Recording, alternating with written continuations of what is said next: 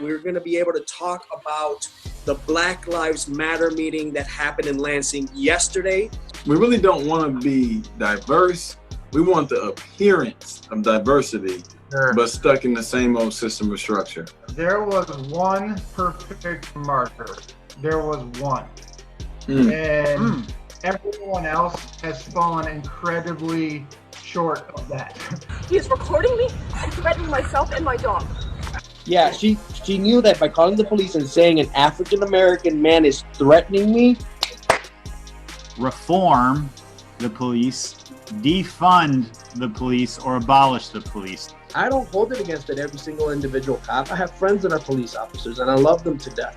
But the paradigm that they live in is just not accountable enough.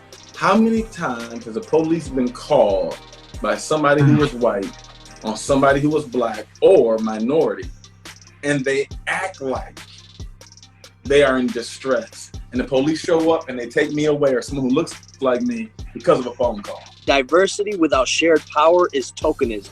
And one of the first things she says, I'm really not a racist.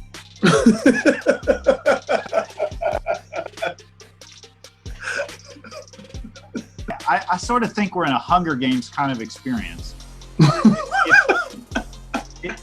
If you are white, you are living in Pan Am, and you're living in District 1, and the whole system is working for you. And if you are a person of color, then you're in one of the other districts, and the system needs to be torn down and totally rebuilt. So this is a classic white mistake, and I don't know. Like, Kurt, I feel like I'm doing a lot of talking. Kurt, do you want to explain the mistake for white people saying I'm not a racist? Well, that's a good question. And now I feel like Andy Shore, I'm on the spot. But I feel like that's a lot of people. A lot of people spew out a lot of racist things, but they're like, I'm not a racist. Racism, as the four of us have defined it, a good definition is prejudice plus power. Who determines George Floyd's value? Jesus did. Bought him with his blood. Amen. He determined his value. The litmus test for white, willingness to change is submitting to black leadership. Cut the military tanks. We don't need those. Defunding, but it's not as simple as just let's give 150,000 less. But the police from a perspective and a vantage point that is ancient, archaic, and old, and I say that because it's systemically racist, and we continue to see that. And if there's not a time when the iron is hot, right now is it. This is why I love talking with you three, is because you and Luis, I've heard everything Kurt said. but you two just brought up some stuff that I haven't thought about before. If you're watching this and you haven't joined our group, Core in Lansing, please do so right now, because that's how we're in this for the long haul.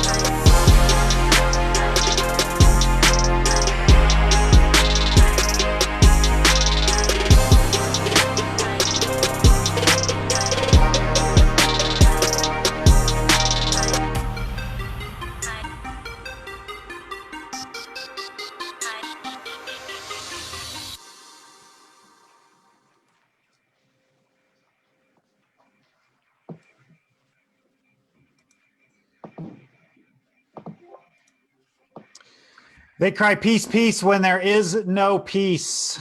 I'm Tom Arthur, the pastor at Sycamore Creek Church. And if you are watching right now, give us a shout out in the comments. Share this video on your page. Do it right now. Come on, you can do it. It's not that hard to hit that share button. Simple thing you can do to help get perspectives out there right now.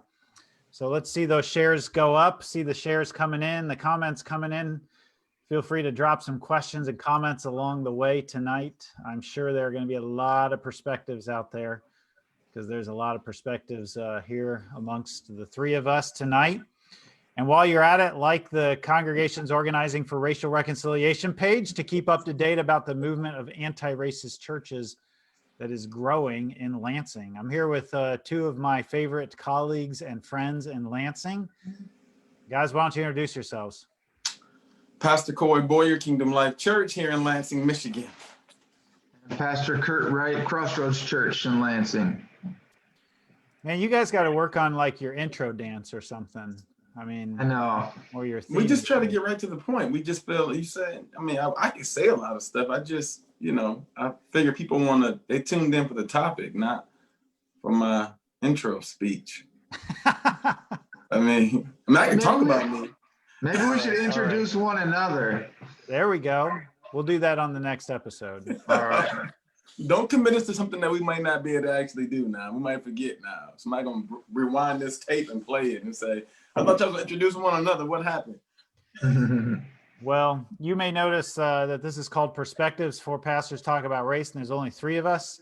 Luis Torres isn't able to join us through this series of episodes in October, but we thought we'd still wanted to do this because the topic is so important. We did think we were going to have with us tonight Jonathan Tremaine, the president of Civil Righteousness, but he's actually not available for a couple of weeks. We had a little miscommunication, but he is going to join us at some upcoming Monday, but probably not before the election. So we are working on it. But tonight, as if talking politics isn't hard enough, how do you apply biblical principles to that conversation? We're talking politics and religion, the 2 taboo topics. And then we're going to throw the race card in there too. So politics, religion, and race. You guys sure you want to do this? Should I just end the live stream right now and we can go to bed? There's a piece of me that actually, understands why you're saying that and is a little hesitant. Like before the race starts, before the gun goes off, like those butterflies and stuff. And so that's kind of how I feel right now. Like those butterflies, they're like, are we really about to do this? And yeah, we are. Because tonight we are talking publicly about some things we have disagreed with privately, but we had to have some private conversations about whether we were ready to talk publicly about our private perspectives. Yep. Yes, we did. All right. So it should be, and hopefully people are watching. There should be some interesting comments tonight. There should be. And go ahead. I see lots of people out there. They're showing up. Sycamore Creek is representing in the house. Okay, Sycamore Creek. Yeah. Where are your guys' people at? I don't know, man. Well, they'll be there. Trust me. You got to get Kurt. You got to get your deacons on this. They need to. You're right. Need to call You're people. right. Tell them this.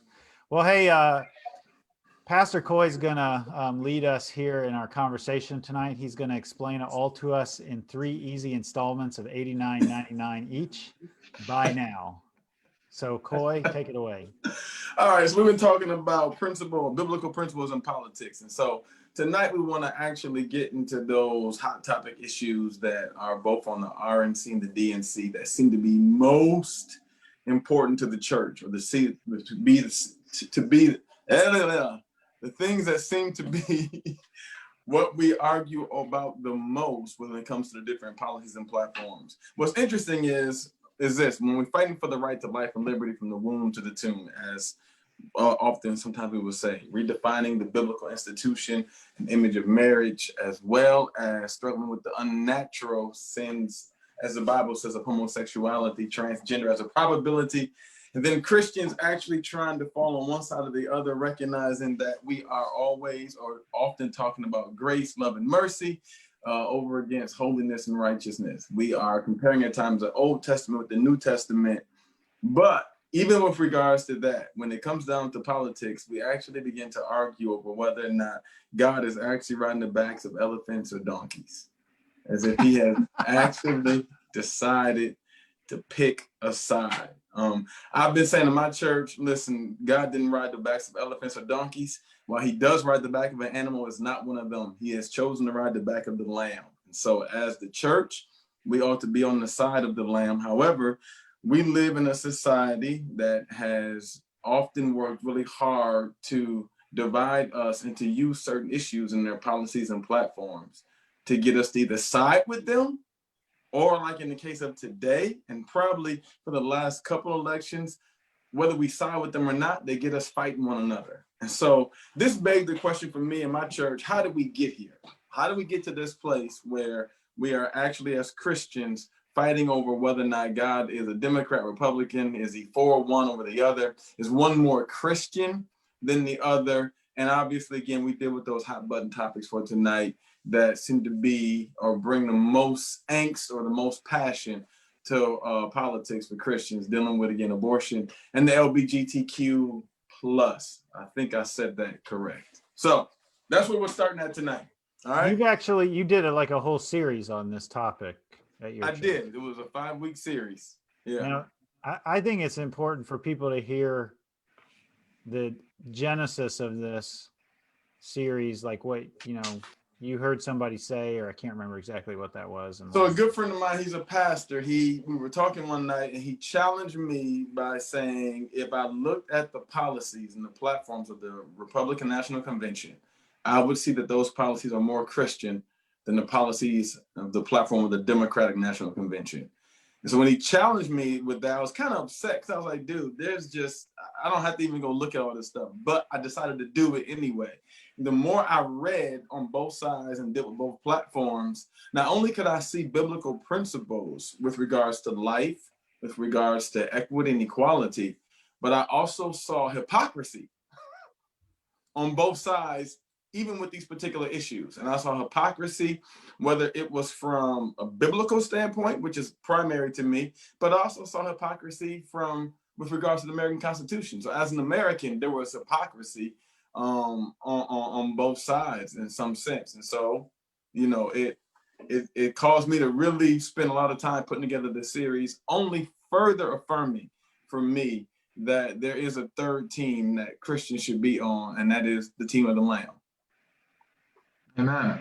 That whole thing reminds me, I'm going to share a picture here. This was a meme that one of my friends shared on Facebook, and kind of the same basic sentiment that you were just saying that your pastor friend shared, which got me thinking about the same thing. And I actually wrote a kind of response letter to this person privately and just said, hey, here's some other scriptures and topics that I think are important to consider as well. Of course, on this, you've got several of the ones that we're going to talk about tonight. So I don't know, should I leave that up there a minute longer? It looks Coye, you look like you're deep in reading. Yeah, I just finished all of them. All right, there we go. If Coye's finished, then that's it, huh? That's good enough. All right, so how are we gonna get into this, Coye? So here's how we're gonna navigate this starting tonight. So we're gonna talk about the concept of, we want to deal with the major two issues: abortion and then the LGBTQ plus, and obviously the redefining of marriage. And so it's probably easiest to start with abortion because we're probably more along the same lines as a whole than then we'll get into maybe the other side where we kind of talk about some stuff and we give our personal philosophies that might be a little bit different. Some perspectives. Some perspectives, yeah. You might say one might be a little more unbiblical than the other two. Come on, Coye.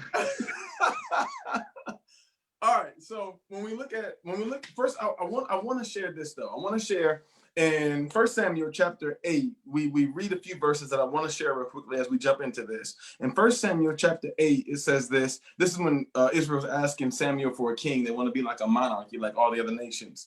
And so Samuel speaks to the Lord. The Lord is like, give them what they want, but also tell them this. He said, verse 11, this will be the procedure of the king who will reign over you. He will take your sons and place them for himself in his chariots and among his horsemen, and they will run before his chariots. He will appoint for himself commanders of thousands and fifties, and some to do his plowing, to reap his harvest, and to make his weapons of war and equipment for his chariots. He will also take your daughters for perfumers and cooks and bakers. He will take the best of your fields and your vineyards and your olive groves and give them to his servants. He will take a tenth of your seed and of your vineyards and give to his officers and to his servants. He will also take your male servants and your female servants and your best young men and your donkeys and use them for his work. He will take a tenth of your flocks, and you yourselves will become his servants. Then you will cry out in that day because of your king, whom you have chosen for yourselves.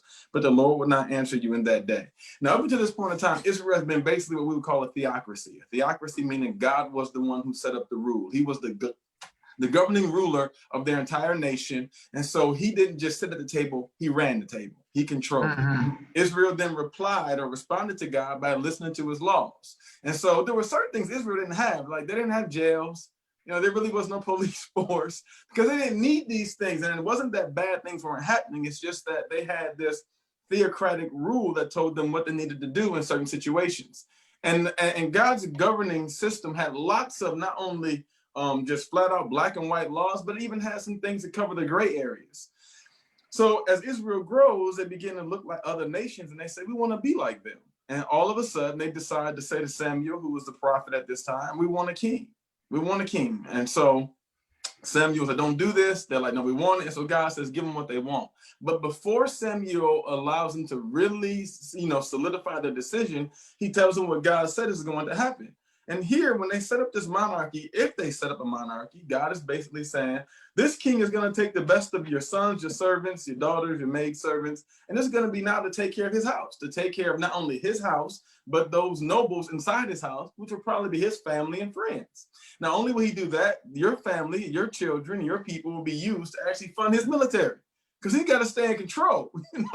See, when you're in a theocratic rule, God fights the enemy for you. When you're in a monarchy or a democracy, you got to fight for yourself, right? So you got to have a strong military. You got to set up a certain type of system where the powers that be are taken care of by the people.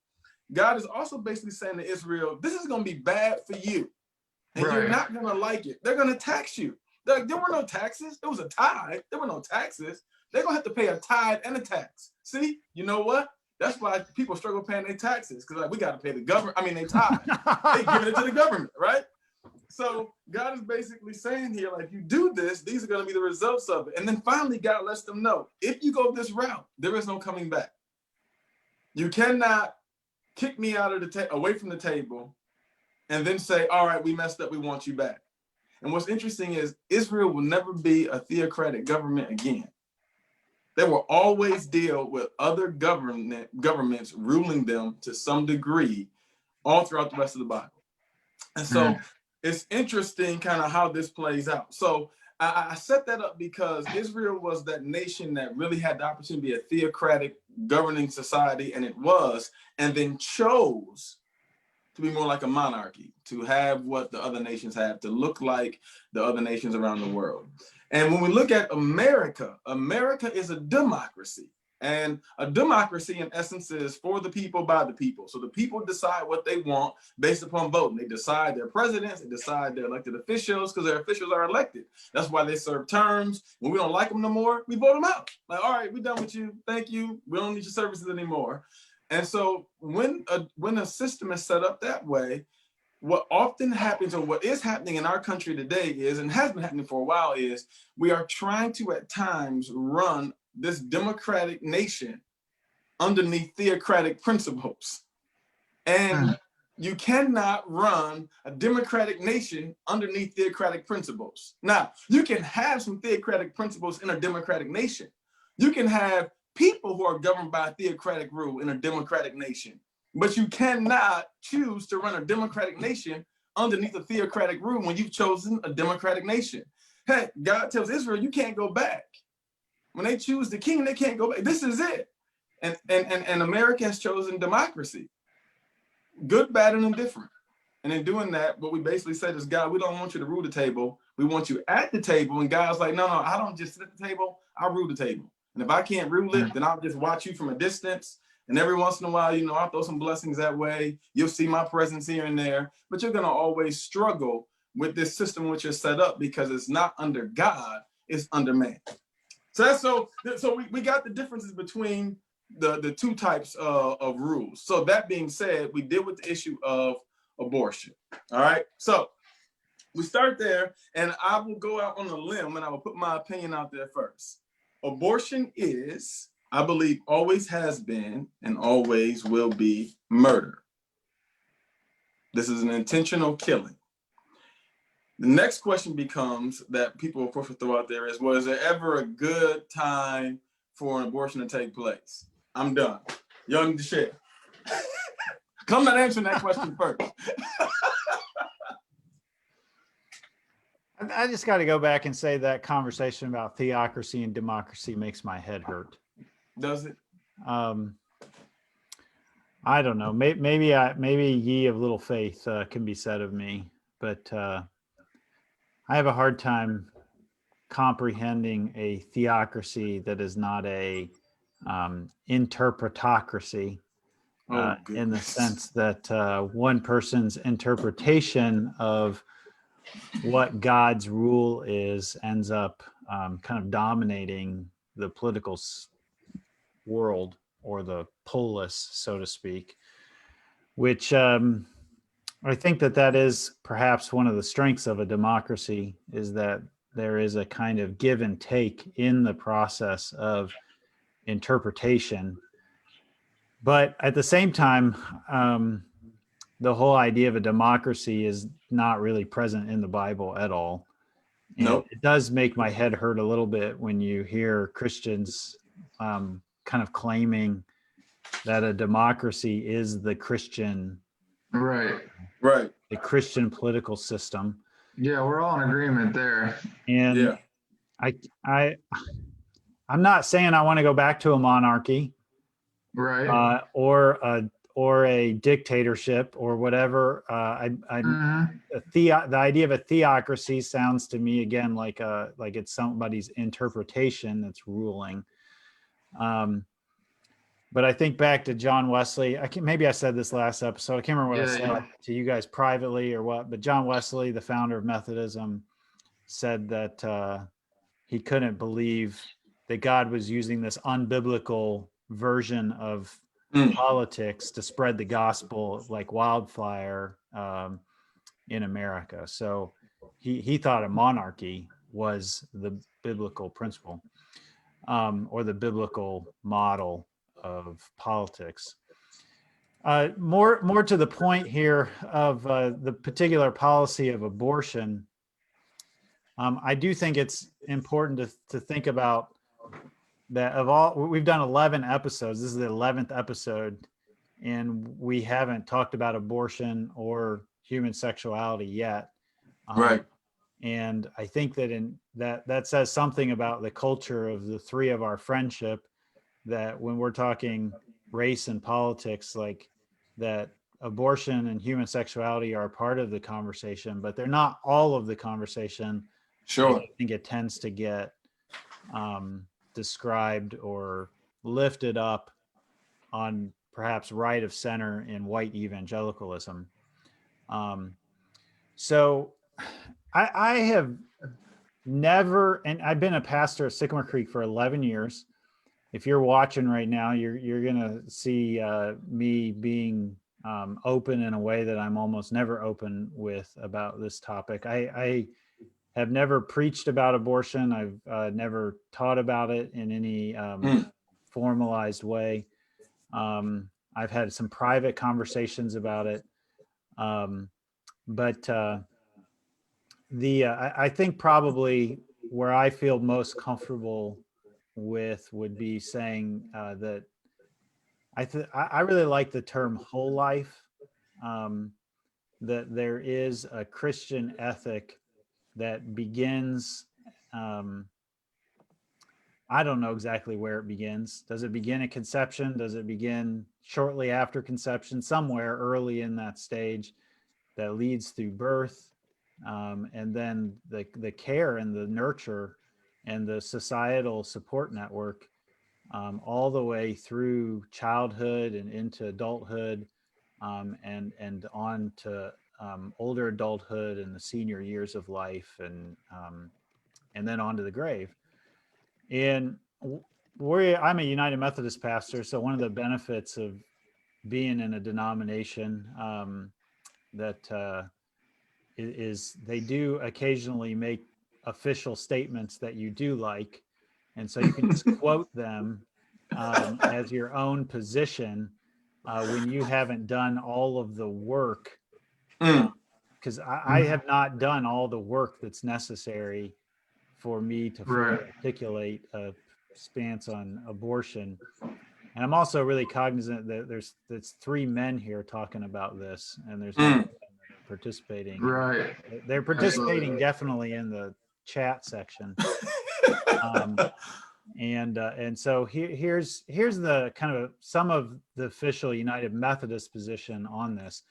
And again, I think this is important just to suggest, like, you're going to see me split. Like, I'm going to play splits tonight. Okay.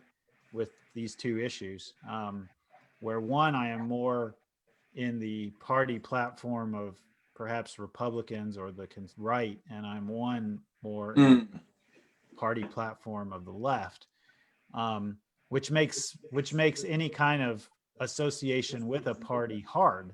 Right. As you said, Coye, riding on the back of the lamb, not the donkey or the elephant. Yeah. So here's how United Methodists talk about abortion. They say, we recognize tragic conflicts of life with life that may justify abortion. So just to give an example, when Sarah was first pregnant, she was having serious abdominal pains, and we thought for a while that it was a potential ectopic pregnancy. And that is when the egg implants itself in the fallopian tubes. No one is surviving that. The mother's not surviving. The egg, the fetus, you're not even getting to a fetus. Everyone is dying in that circumstance. And so we recognize tragic conflicts of life with life that may justify abortion. And again, I'm quoting United Methodist stance. And in such cases, we support the legal option of abortion under proper medical procedures by certified medical providers. We support parental, guardian, or other responsible adult notification and consent before abortions can be performed on girls who have not yet reached the age of legal adulthood. We cannot affirm abortion as an acceptable means of birth control, and we unconditionally reject it as a means of gender selection or eugenics. So when Sarah and I usually say Sarah and I were pregnant because Sarah's, of course, carrying the pregnancy physically, but I'm party to the whole thing. I mean, so I usually use the terms when Sarah and I were pregnant. I understand. My mother raised me the same way. My mother used to tell me, no, your wife ain't pregnant. Y'all pregnant. So don't be like her. So I feel the same way. Keep going. I'm not trying to say that there's not something that I'm in any way carrying the pregnancy the way that my wife. Oh, we know you're not saying that, Tom. But thank you for clarifying for the audience. All right, yeah. I haven't had a surgically inserted uterus inside of me. Anyway, I don't know why I just said that out loud, but when it came to having the test done for whether your baby was a Down syndrome baby or not, or the other potential, I guess, genetic issues that people would choose to abort a baby, Sarah and I just didn't have any of those tests because it wasn't going to change our decision. If our child was a Down syndrome child, we were going to love that child, and that child was going to be a full gift to us as mother and father. And what that would mean exactly, I'm totally uncertain of. But so that's the sort of first part of the United Methodist statement. But the second part I think is really important as well. You go down a little further. There's like several paragraphs, but I'm lifting up just a portion of it. We mourn and are committed to promoting the diminishment of high abortion rates. The church shall encourage ministries to reduce unintended pregnancies, such as comprehensive age-appropriate sexuality education, advocacy in regard to contraception, and supportive initiatives that enhance the quality of life for all women and girls around the globe. wouldn't it be awesome if we lived in a world where you just didn't, the abortion wasn't, there was so much support that abortion wasn't even needed, or wasn't even contemplated, because why would I? Like, I'm going to have all the support I need to raise this child. Yeah. Good job. I'm going to have health insurance. I'm going to have good education. There's both my family and the broader community that's providing childcare, so that I can continue my education and all of these things. And there's going to be food on my table. I'm going to make a living wage at the job that I have. Like, all these things play into this. So that supportive initiatives that enhance the quality of life for all women and girls around the globe, that's super important. That's part of like that whole life way. So there we go. That puts me, I guess, 1 foot on one side of the fence tonight. Got it. Kurt, you want to share anything?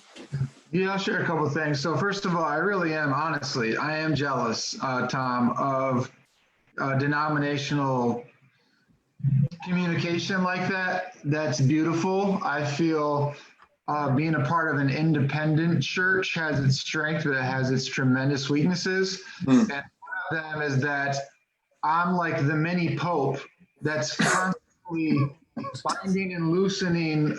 I'm trying to my best. I'm trying to be educated. But man, some of these things are really complex, and that is such a thoughtful communication where you just went onto your little, you just typed it into the computer, and like, what, your bishops and things have communicated. That's beautiful. I really think that's awesome. So you want to become a United Methodist, Kurt? I don't think so. He didn't say that. He didn't say that. I joke that Pastor Coye is my bishop, so got to go up somewhere. I'm like, I'll take it up to someone higher than me. I don't know, but yeah, with this conversation, there has to be a lot of grace and compassion and mercy and understanding. And I think of it more as if someone is in your church, because my heart is more of being a pastor. I think of people in my church, and I would hope that if they were struggling with hey, I'm pregnant, I'm scared, I'm young, I don't know what I'm going to do, that they would be a part of a community where they could share that information, not feel judged, and where they would have a wraparound support in the church. And yes, we would advocate for them to have that child, but it wouldn't simply be, hey, in 6 months, you're going to have this child, and then hands off from there. It's like, right. Hey, we're doing this together for the long term. We will help get this baby adopted if possible. We will do whatever we can. And to me, it just comes back down to, I think, Tom, you were made on purpose. I think Pastor Coye, you were made on purpose. I just can't divorce myself from being that at one point. I was a sperm and egg coming together at one point. I think God ordained it to happen. I certainly didn't get myself here. It's way bigger than me. And I just don't think life happens outside of God. He's involved. Yeah. So that just humbles me. But then also I think of all of the women, so many women in our churches, so many friends that have had abortions. They need to be loved on. Yep. They need to be reminded of the gospel, that there's no shame and no condemnation for those in Jesus. So Jesus says, hey, if you got murder in your heart, that's murder. So we're all in the same boat here.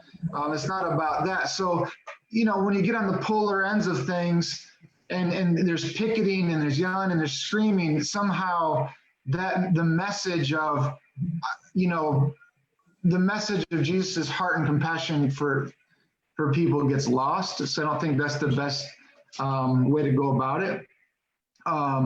So I don't know. Those are a couple thoughts. There's so much more there. Good thoughts. Good thoughts. And so, I mean, I asked that question initially, so I kind of sum up. I obviously there are some reasons why abortion will take place in our society, in our world, because sin is here. So while I think that, I'm pro-life. I'm pro-life, 100%. I do recognize that at times there will be things or circumstances that will come up, again, due to sin in the world, that would cause or allow for it, or that the end result is that it would take place. So that being said, yes, I'm pro-life. And I think that when the RNC stands up and says, we are pro-life, we want to fight for the rights of unborn children because we believe all innocent life has the right to live. But when they talk about being pro-life, they are only really talking about being pro-life from one aspect, and that is babies in the womb. When the DNC or even Black people, brown people make this statement, Black Lives Matter, all of a sudden, this becomes a political statement as opposed to just being a true statement. Like, this too is true. Black lives do matter, right?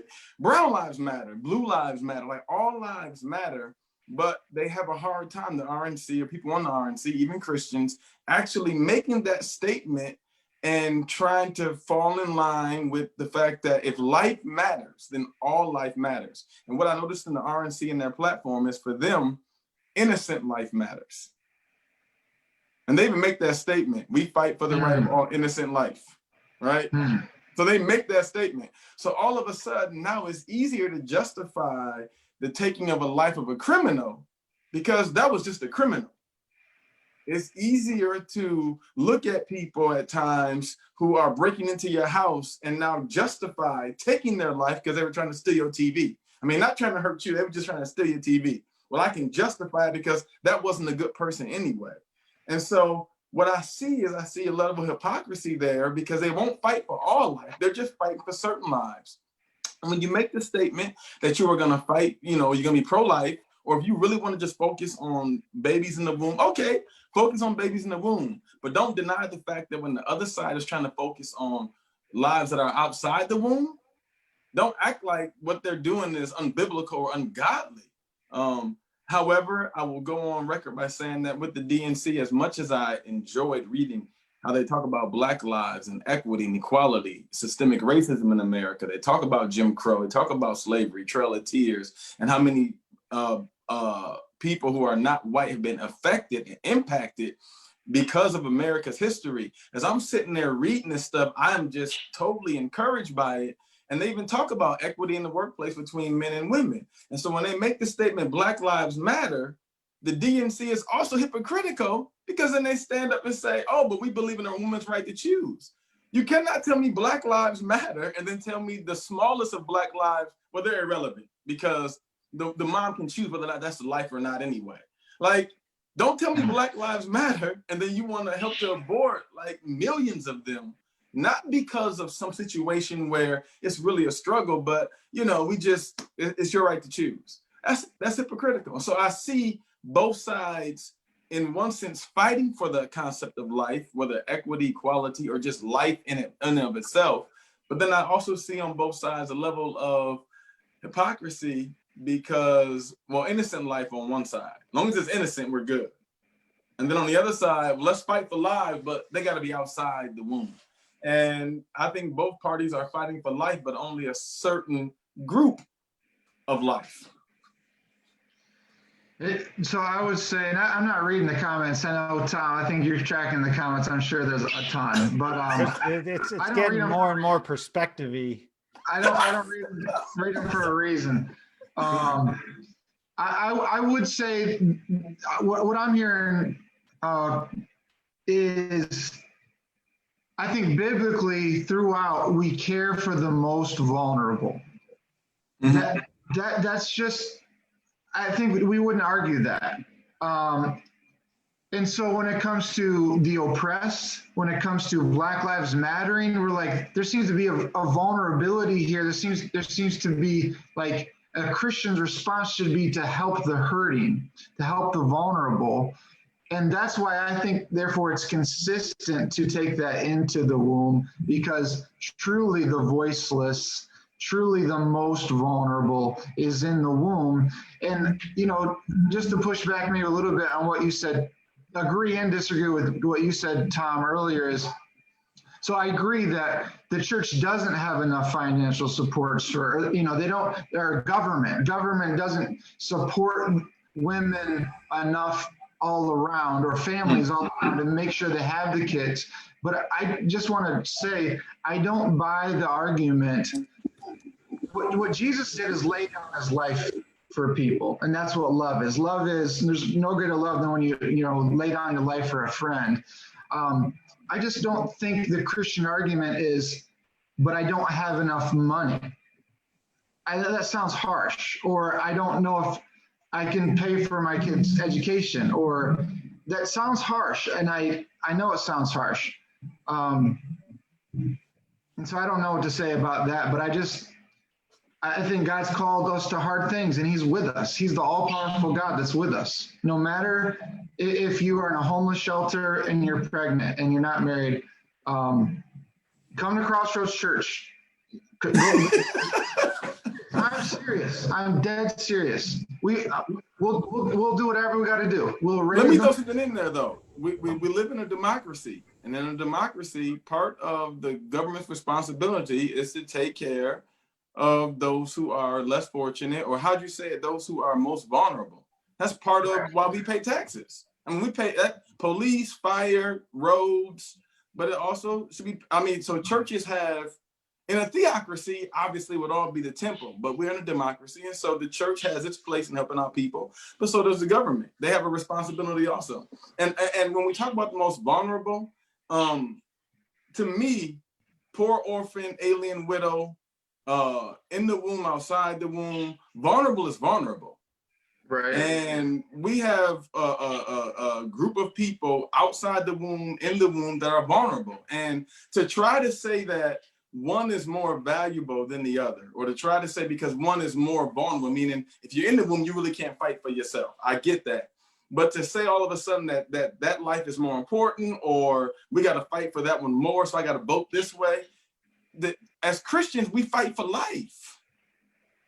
And I got to tell you, I got 4 children. And if I lose one in the womb after 8 or 9 months of pregnancy, and, we happen to lose a child, that's painful. And if I lost my 5-year-old, that's painful. Right now, my kids are 9, 11, 14, and 16. I'm here to tell you, I don't care what age they are. I don't want to lose them. It's going to hurt all the same. So when we talk about we're for life, as Christians, you can fight for both without saying, well, if I fight for one, I'm dismissing the other.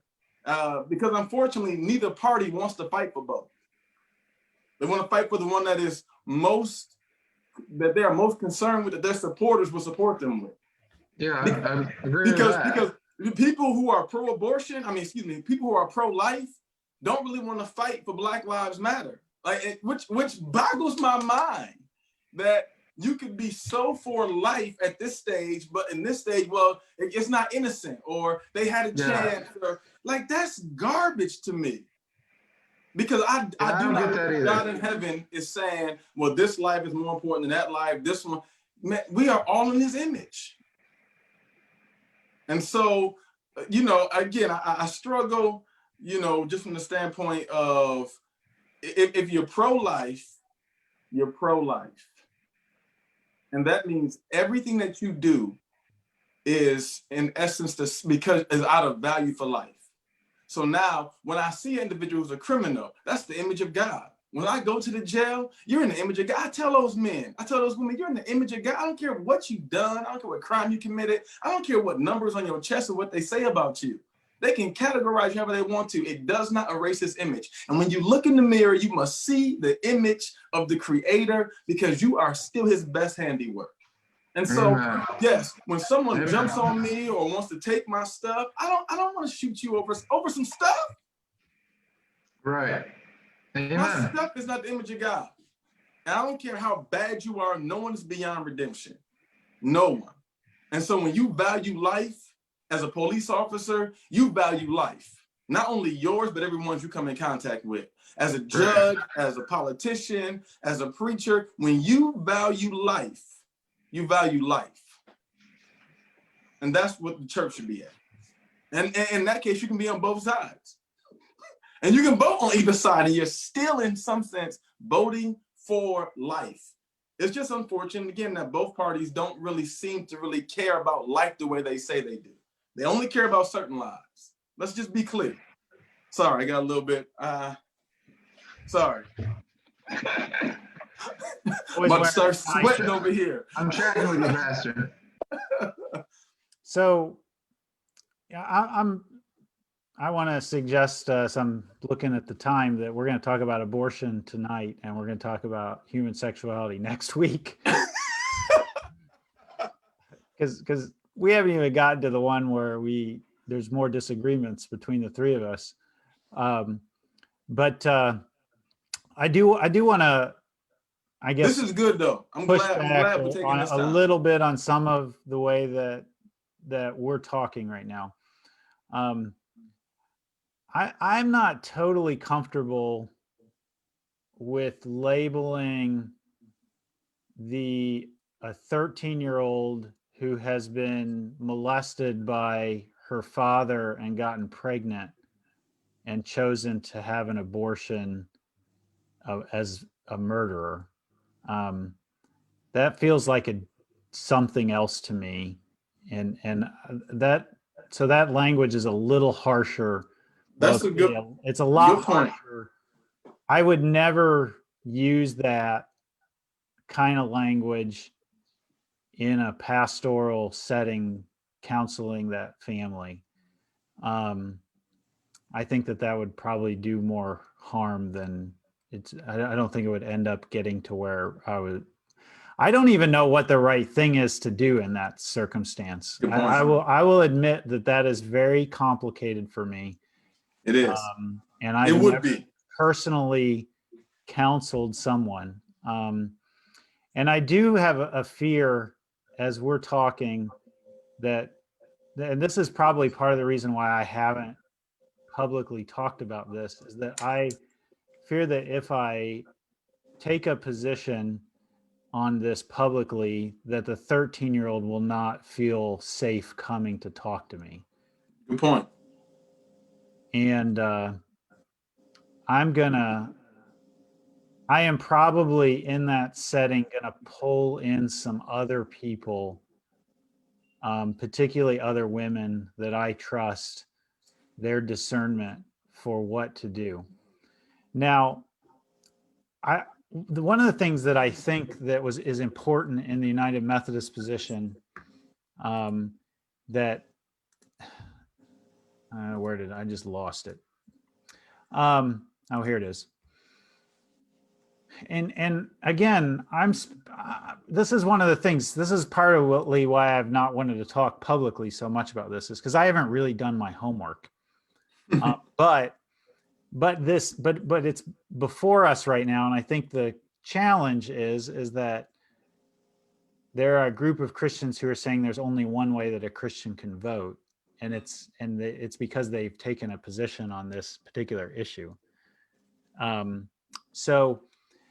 the United Methodist statement says that we cannot affirm abortion as an acceptable means of birth control, which is to say that if you got pregnant unintendedly but consensually, that abortion is a solution to your unintended consensual pregnancy. And I don't really know the statistics of how many abortions are in that circumstance and how many are because of rape, incest, life on life, and so on. I don't know it off the top of my head, but it is, when it comes to some of these rare situations, like, it's for sure under 10%, more closer to, it's very, very small. It's 5%, which are significant.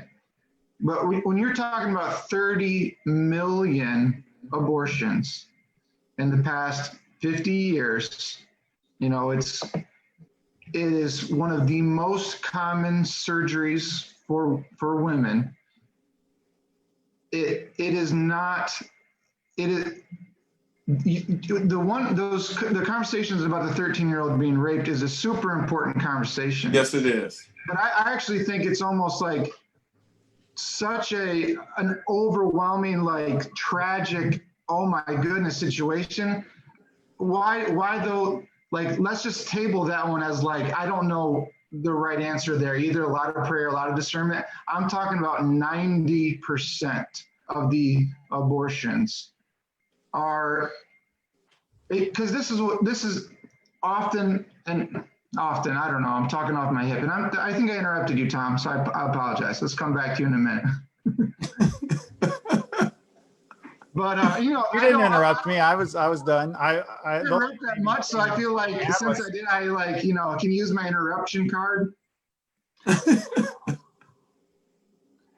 I would just love for somebody who's done their homework on that to share an article from a respectable news source or place where we could find that easy. I'm very confident and so I have a little hard time believing that it's super rare like that, in the sense that it's not rare. It's in comparison to the so there's been approximately, you can Google it. I know this off the top of my head. There's been about 30 million abortions in the past 50 years in the United States. Of those 30 million, I'm quite sure that about 90% of them is not those extremely rare situation of rape or incest or those kind of things.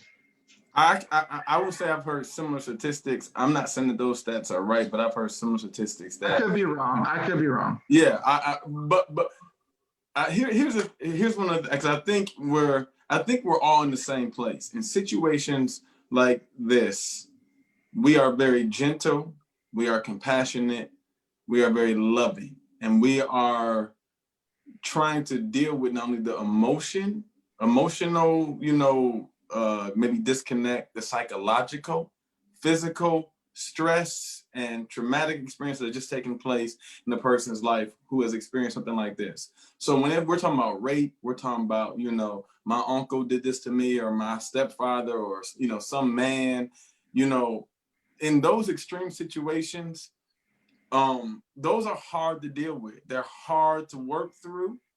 I don't know that it changes biblical principle as far as maybe what should be done if we lived in a semi-perfect world, or a world where we really look to the Lord when traumatic experiences happen like that, because I'm a firm believer that even in the most traumatic experience, God can use that, and sometimes does use that. Absolutely. However, that's a decision that's going to be made between that young lady and probably those closest to her. And as a pastor, as her church, or just as a pastor and the church, we're just going to be very supportive and very loving. At that point, I'm listening with the intent to love, not so much listening with the intent to direct. So that would be a very challenging one right there. And when we deal with that particular issue, we're talking about rape, talking about, molestation, we're talking about this traumatic experience. I like Pastor Kurt, and I'm looking at the other abortions where it is done, as a Methodist put in their statement, as a form of birth control, or I'm just doing it because, it's just what we do. And in some cases, we haven't really talked about this, but when we talk about the standpoint that a lot of abortion clinics, why it initially was started, and what part of the goal was in the beginning of it, to actually, get rid of the Black community to some degree. So there are some.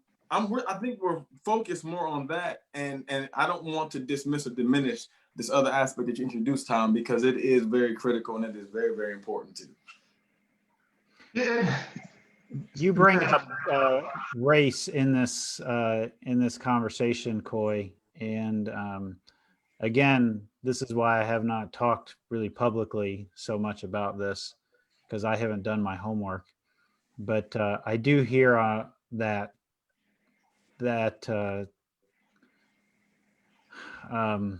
accusation made of abortion having a lot of motivation in kind of who are valuable babies to be kept and who are not, and that being divided or decided around issues of race. And I think that this comes back to that issue of race, of that, and I would be curious as well to hear the statistics of around race, and how many abortions are, Right. by races, because my guess would be that there's a disproportionate number of abortions of Black babies rather than white babies, and that would represent not a sort of some kind of inherent immoral bent in Black women, but rather a systemic problem that Black women have less support, have less access to birth control, have less support for that child being raised, perhaps as well experience sexual abuse more often, because poverty, not again because of something inherent in the race, but poverty, as Black families or Black people are disproportionately poor because of systemic racism, and then all of those things perhaps contribute more to that. Now, I'm guessing. Honestly, I don't know the statistics. We probably need to look that up. Yeah, I didn't know the conversation was going to go here. I had, we're supposed to be in part 2 of this 2-part thing tonight. But you say that, and it would be very disheartening for me to look that up, and I will, to find that more Black babies are aborted, or even, Black and brown babies aborted than babies who are white, especially for the Black community. We're 13 to 15% of the population. And I would be just as disheartened if that is a reality, that more Black and brown babies are aborted than white babies, just as much as I was when I found out that over 50% of the population is Black men.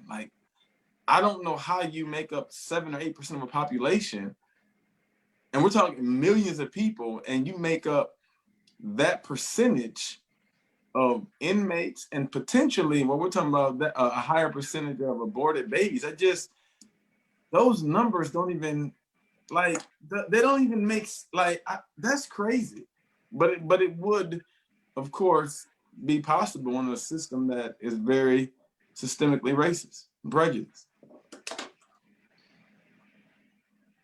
You would anticipate that if the system was not systemically racist, that the percentages of Black abortions would be commensurate to the commensurate to the population of Black people, percentage population of Black people. Yeah. And if it's not, then I'm the whole system is racist, and what I mean by that, when I say the system is racist, I mean that outcomes are predicted inequitably by race. Yeah. And often the system was created intentionally, but many of us individually live inside the system unintentionally, inside a racist system unintentionally, but the system itself was created to create those inequitable outcomes predicted by race.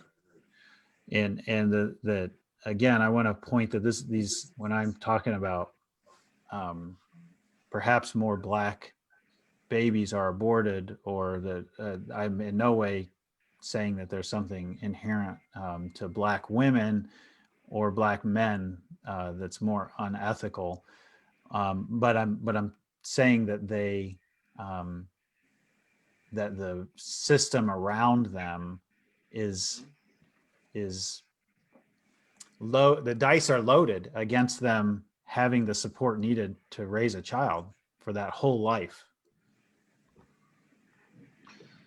I do know that Planned Parenthood has recently communicated some things about their founder, Margaret Sanger, I believe. Yeah. And, it's pretty well known, and Planned Parenthood is acknowledging this as well, that there's some significant racism there.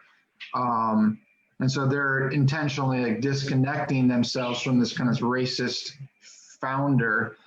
But yeah, there's a lot that there's targeting there with, where some of the Planned Parenthoods would be from the beginning. And that can be looked at on either side as maybe good or bad, but a lot of it was, hey, let's give the contraception. So that sounds good, but there seems to be a racial undertone there too of hey, give that to the Black people so they don't have so many babies, because Black babies are just going to create more crime. And then Black babies originally, I don't know this for sure, but I believe that, there was a lot of Black babies being aborted, almost like targeted.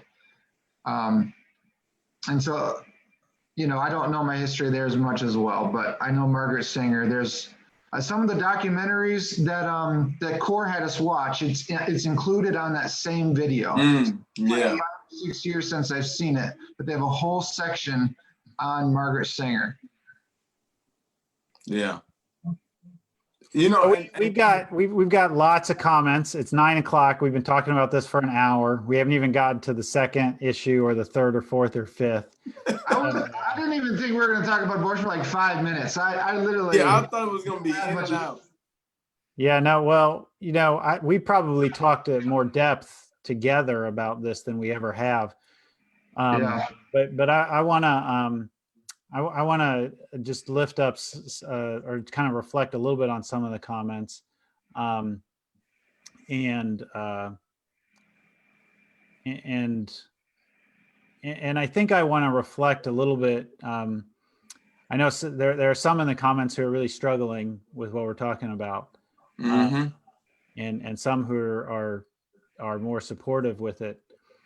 But the general arc of what we're attempting to do with this conversation is to make room inside of underneath the Christian umbrella to not feel beholden to this one particular issue when it comes to the way that you're voting in a couple of weeks. And what has tended to play out in the Christian in white conservative Christian circles is that if you don't line up on this issue, then you are somehow not a Christian for voting basically Republican. And I think what perhaps you're hearing are three pastors who are not quite convinced, or actually are that's putting it lightly, that this is the only issue that you should take into account as you're making political decisions in a democracy. Right. And we're trying to make room inside of under the Christian umbrella for this not being like the one litmus test issue. Can I add something to that though?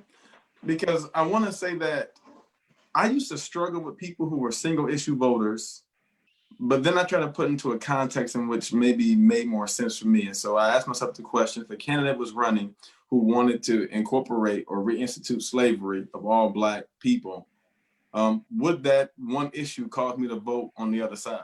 Absolutely, right? Like, if there was a candidate running like, I want to put all Black people back in slavery, I don't care what else they're saying. I don't care what else the other person is saying. As long as they're not saying that, I can see myself being a single issue voter.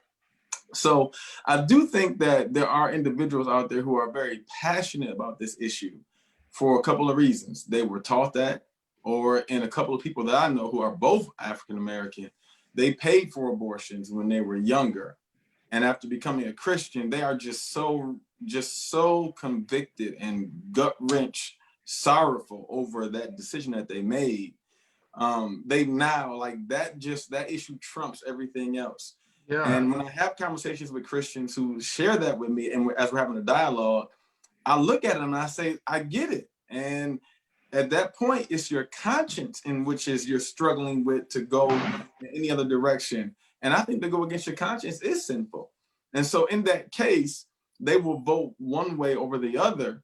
And I just encourage them that, remember, that is an issue that you are passionate about. And while you are on the right side of, we are pro-life and we do all we can to fight against abortion. At the end of the day, if you're passionate about that, go right ahead. But don't call me unchristian or another brother or sister unchristian because they voted on the other side.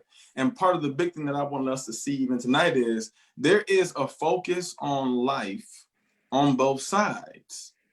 To assume that the RNC is the only pro-life platform and deny that the DNC does not make statements towards the equity, equality, and life of individuals, because police brutality because of systemic racism is real and men are dying.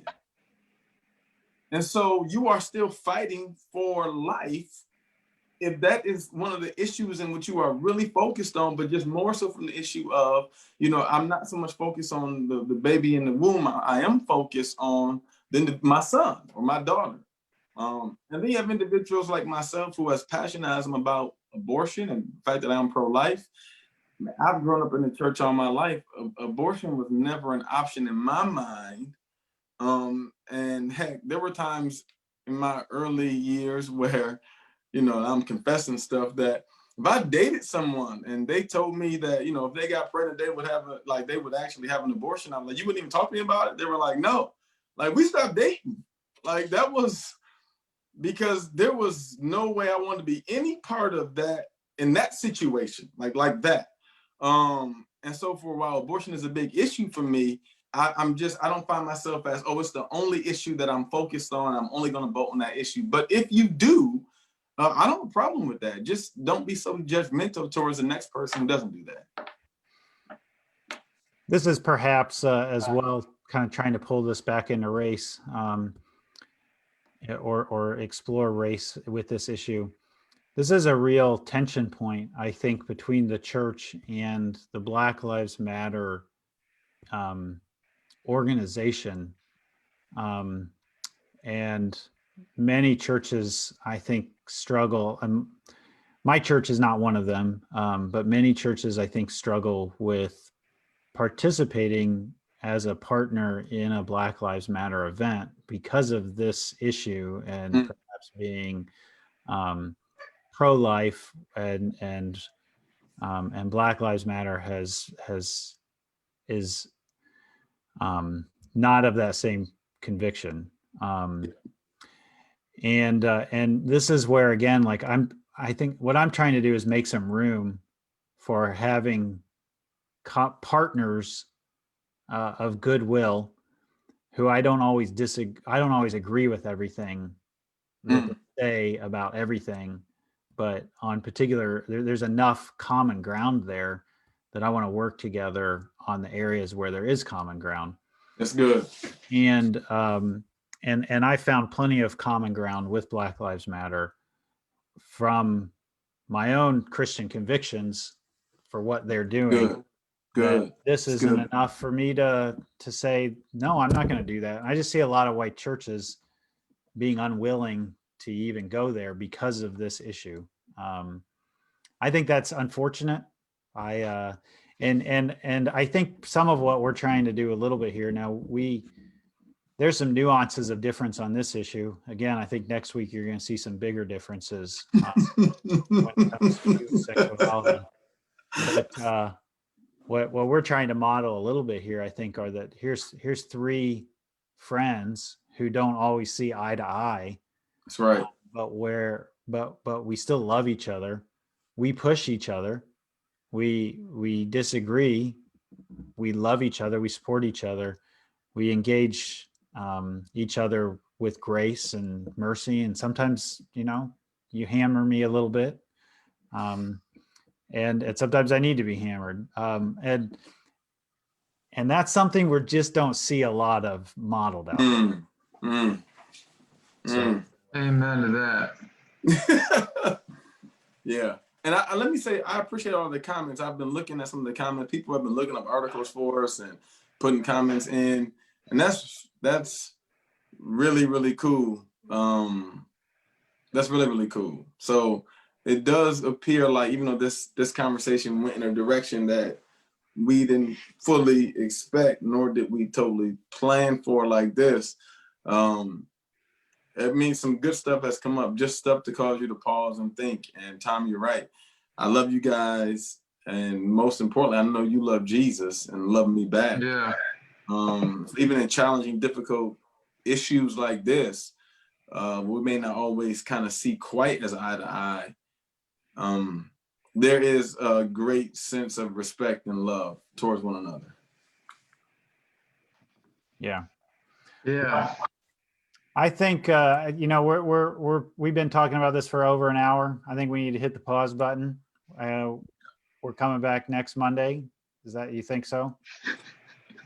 Yeah, I think we're coming back next Monday. Is next Monday the day for the election? Oh goodness. Yeah. You see what happened is I thought we were going to be talking about racism. Oh my goodness. We have been talking about racism, and people are talking about it in the comments. I mean, there's definitely a conversation going on here. Good. And a conversation around how many, the systemic racism around whether abortion is predictable by race. And then also, my good friend Alona points out that there's a systemic racism around the mortality rate of Black babies under 2. Absolutely. And that's all part of the problem. That's where, like, Yes. I prefer not to use the term pro-life, but rather whole life. That's beyond regrettable. It's that shows that we as society don't value the whole idea that all lives matter is just doesn't play out in the way that we live together or we support or don't support based or predicted by race. So that's true. And I said it earlier, there are certain ways in which I conduct myself and live and interact with people because life just matters to me, period. I mean, there are people out there who, somebody not gonna be happy. There are people out there who would actually, if asked this question, if your dog was drowning and so was another person that you didn't know, who would you save? People actually said their dog. Like, I mean, I have a dog, but I'm sorry, my dog would be gone. I'm like, oh man, we'd be sad, but I couldn't let somebody else, even if I didn't know them, die. Like, that's a human being. And so most of us don't live in light of life matters. And not just the saving of one's life, like you said, Tom, the whole life thing. So equity, equality. So we want to make sure that people have an opportunity to live the best life possible while here on earth, because they are taken care of, whether it's healthcare, whether it's a job, whether it's resources. You want that. And I'm sorry, man, it's hard for me to get that for myself and then not want it for the next person. Yeah. For any reason, when they make bad decisions or this is, healthcare is a life issue. It is. Absolutely. And access to healthcare is a life. This is again where I think it's narrow-sighted for Christians to make this a one-issue thing. That's a good point. Well, all right. Hey, before y'all who are still watching leave, be sure to like the Core Facebook page. Then you'll keep up to date with the growing movement of anti-racist churches in the Lansing region. This is the 11th episode, guys, of Perspectives. And wow. You can find all the other 10, as well as some short takes on our Facebook page. And at some point in the not too distant future, we're going to have Jonathan Tremaine, president of Civil Righteousness, on as a guest. His group was the one that organized the nationwide Pray on MLK event that we participated in. So he has a little more thought out perspectives on how public policy and politics are a part of the solution or not part of the solution when it comes to churches being involved in anti-racist movement. So I think we are doing we're doing episode 12 next Monday night. At least I think so. Yeah. Stay tuned. Yeah. All right. Until All right. then, be well and do good, friends.